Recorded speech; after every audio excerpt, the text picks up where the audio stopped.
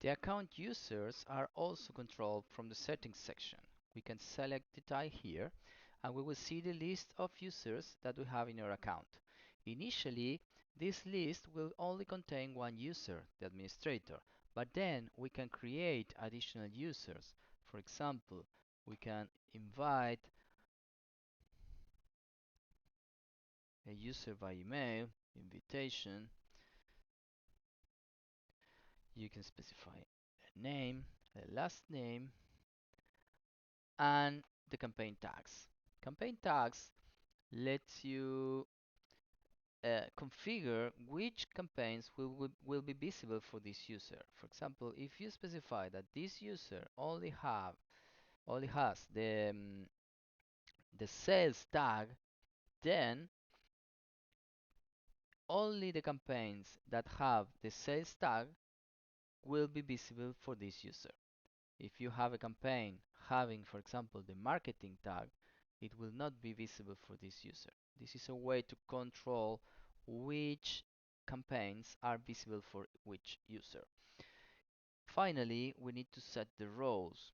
We can specify different roles, and roles are something that you can specify in combination. For example, you can specify two roles to a user. So let's check what each role does. The administrator role is the full permission role that lets you control everything in your account. It will let you read and write all the settings. The account reader is similar to the administrator in terms that it lets you access all the parts of the management console. It lets you read everything, but you cannot change anything.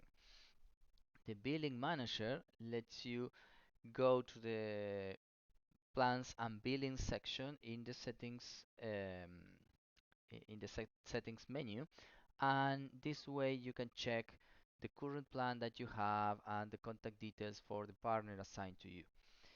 The reports reader is a role that lets you access the reports section here.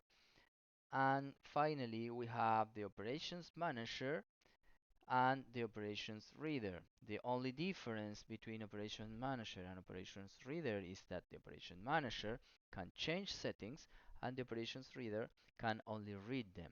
Which settings?